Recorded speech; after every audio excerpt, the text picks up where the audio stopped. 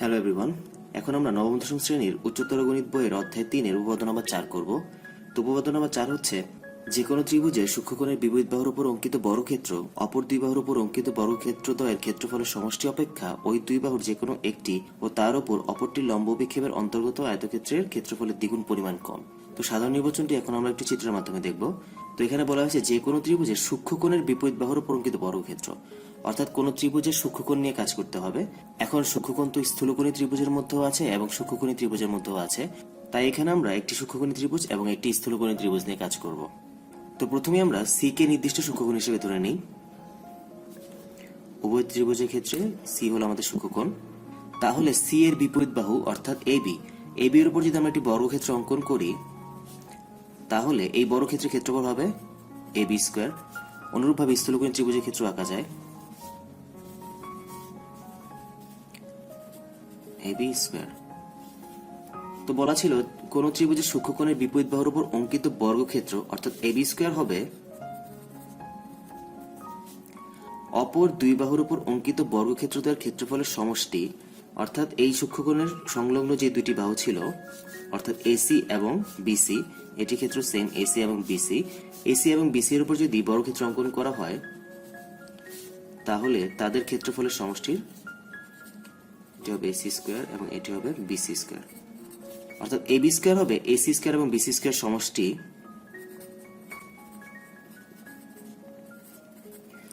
অপেক্ষা কিছু পরিমাণ কম। তো আমরা কি পরিমাণ কম সেটি দেখে আসি।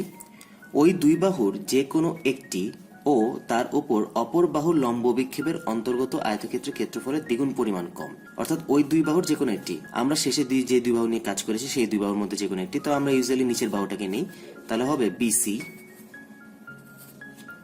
এবং বিসি এর উপর এসি এর লম্ব বিক্ষেপ। এখন বিসি এর উপর এসি এর লম্ব বিক্ষেপ আঁকতে হবে। তো লম্ব বিক্ষেপ সম্পর্কে আমার তৃতীয় অধ্যায়ের প্রাথমিক আলোচনা ভিডিওটিতে আলোচনা করা হয়েছে, আশা করি সবাই দেখে নেবেন, লিংক ডিসক্রিপশন বক্সে দেওয়া আছে। এখন এসি থেকে যদি বিসি এর উপর লম্ব বিক্ষেপ আঁকতে হয় তাহলে অবশ্যই আমাদের এসি থেকে প্রথমে বিসি এর উপর একটি লম্ব টানতে হবে। তো আমরা এসি থেকে বিসি এর উপর লম্ব টানি, কিন্তু স্থূলকোণী ত্রিভুজের ক্ষেত্রে এসি থেকে বিসি এর উপর লম্ব টানা যাবে না, তাই আমরা প্রথমে বিসি কে একটু বর্ধিত করে নেব। বিসি কে আমরা ডি পর্যন্ত বর্ধিত করলাম, তারপর বিসি এর বর্ধিতাংশের উপর এই বিন্দু হতে একটি লম্ব অঙ্কন করব। তাহলে এখানে বিসি এর উপর এসি এর লম্ব বিক্ষেপ হবে এই পুরোটা অর্থাৎ সিডি। অনুরূপভাবে এই চিত্র দেখা যায় বিসি এর উপর এসি এর লম্ব বিক্ষেপ হবে সিডি। তো এখন আমরা প্রমাণে চলে যাই। প্রমাণের মধ্যে বলা হয়েছিল ওই দুই বাহুর যে কোনো একটি, তো আমরা নিয়েছিলাম বিসি, এবং তার উপর অপরটি লম্ব বিক্ষেপ অর্থাৎ বিসি এর উপর এসি এর লম্ব বিক্ষেপ, যেখানে আমরা পাই সিডি, লম্ব বিক্ষেপের অন্তর্গত আয়তক্ষেত্রের ক্ষেত্রফলের দ্বিগুণ পরিমাণ কম। অর্থাৎ বিসি এবং সিডি দিয়ে যদি একটা আয়তক্ষেত্র অঙ্কন করা হয় সেই আয়তক্ষেত্রের ক্ষেত্রফলের দ্বিগুণ পরিমাণ কম। তো আমরা বিসি এবং সিডি দিয়ে অঙ্কিত আয়তক্ষেত্রের ক্ষেত্রফল বলতে কি বুঝি? আমরা যদি একটি আয়তক্ষেত্র অঙ্কন করি যার এই বাহুটি যদি হয় বিসি তাহলে এটি হবে বিসি, এটি যদি হয় সিডি তাহলে এটি হবে সিডি, এই আয়তক্ষেত্রের ক্ষেত্রফল হবে বিসি ইন্টু সিডি। তো আমাদের বলা হয়েছিল অন্তর্গত আয়তক্ষেত্রের ক্ষেত্রফলের দ্বিগুণ পরিমাণ কম, অর্থাৎ বিসি এবং সিডি এর দ্বিগুণ পরিমাণ কম, এটি আমাদের প্রমাণ করতে হবে। তো এখন আমরা প্রমাণে চলে আসি। উভয় ত্রিভুজের এ থেকে বিসি এর উপর এবং বিসি এর বর্ধিতাংশের উপর লম্ব টানার কারণে উভয় চিত্রে দুটি করে সমকোণী ত্রিভুজ উৎপন্ন হয়েছে। যে ত্রিভুজ দুটির নাম হচ্ছে এডিসি এবং এডিবি।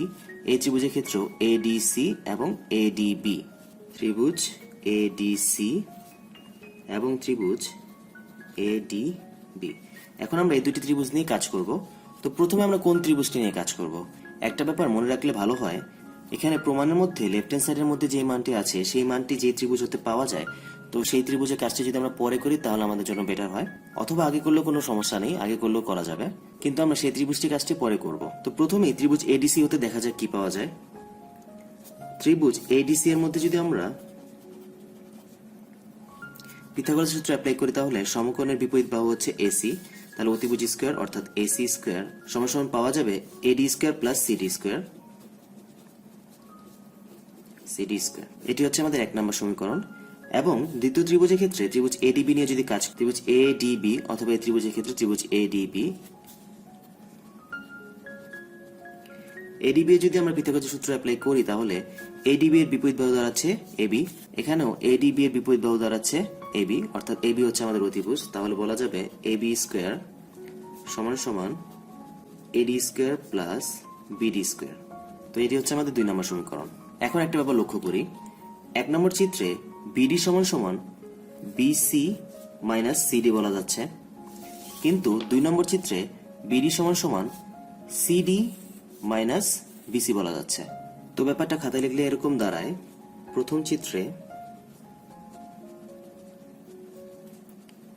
বিডি সমান সমান বিসি মাইনাস সিডি।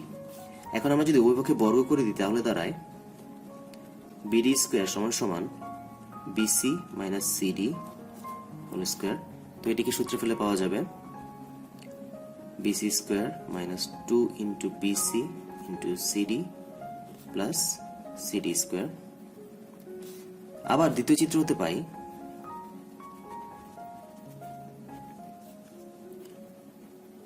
বিডি সমান সমান সিডি মাইনাস বিসি, এবং উভয় পক্ষে যদি আমরা বর্গ করে দিই তাহলে দাঁড়ায় বিডি স্কোয়ার সমান সমান CD minus BC whole square, অর্থাৎ CD square minus 2 into BC into CD plus BC square.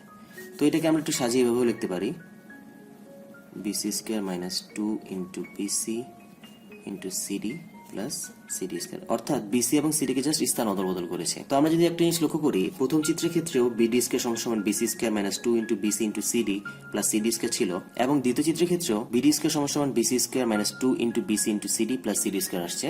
তো আমরা উভয় চিত্রের ক্ষেত্রেই বলতে পারতেছি বিডি স্কোয়ার সমান সমান BC square minus 2 into BC into CD plus CD square.